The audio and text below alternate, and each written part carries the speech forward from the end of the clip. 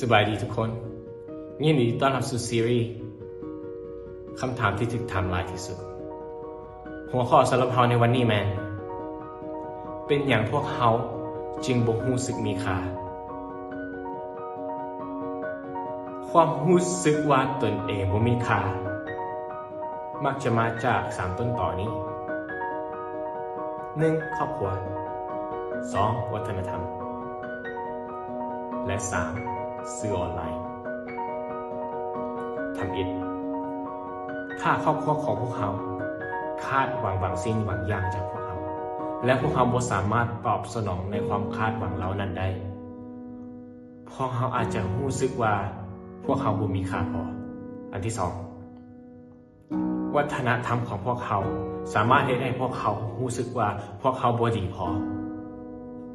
โดยเฉพาะเวลาที่พวกเขาบ่มีรูปลักษณ์ภายนอกที่ดีผลงานที่ดีหรือการบ่มีสิ่งที่หรูหราพวกนั้นความเอาใจใส่และความหักมีบทบาทสำคัญในวิธีที่เขาเห็นและรู้สึกเกี่ยวกับตัวเขาเองเมื่อพวกเขาขาดความมั่นใจในลักษณะภายนอกผลงานพวกเขามักจะบ่ได้รับความสนใจและความหักที่พวกเขาปรารถนาการที่เขาบ่ได้รับการยอมรับนี้สามารถทำลายความรู้สึกของพวกเขาเองอย่างร้ายแรงและอันที่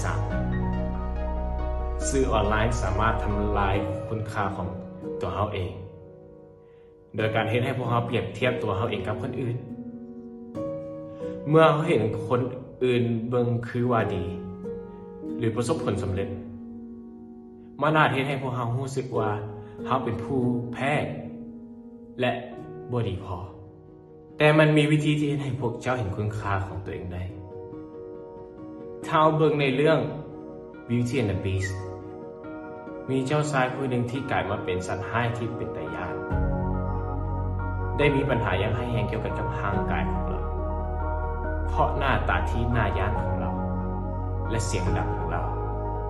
ก็เลยเห็นเรามักอยู่คนเดียวในความมืดเสมอแต่ทุกอย่างได้เปลี่ยนไปเมื่อมีสาวงามคนหนึ่งได้เข้ามาในชีวิตของเราและหักเราด้วยความหักแท้เช่นเดียวกันพระเจ้าผู้เป็นแบบอย่างของความงามพระองค์พยายามจะเข้าไปในชีวิตของเจ้าและยกเอาคำสาปแช่งที่กักขังเจ้าในการสงสัยตัวเองและความบ่มั่นคงนั้นออกไปให้เจ้าวางใจและรับเอาความรักของพระเยซูคริสต์และความบ่จริงทั้งหมดเกี่ยวกันกับตัวตนของเจ้าจะหายไปและคุณค่าของตัวเจ้าเองนั้นจะได้รับการฟื้นฟูที่มาจากพระเจ้าขอพระเจ้าพร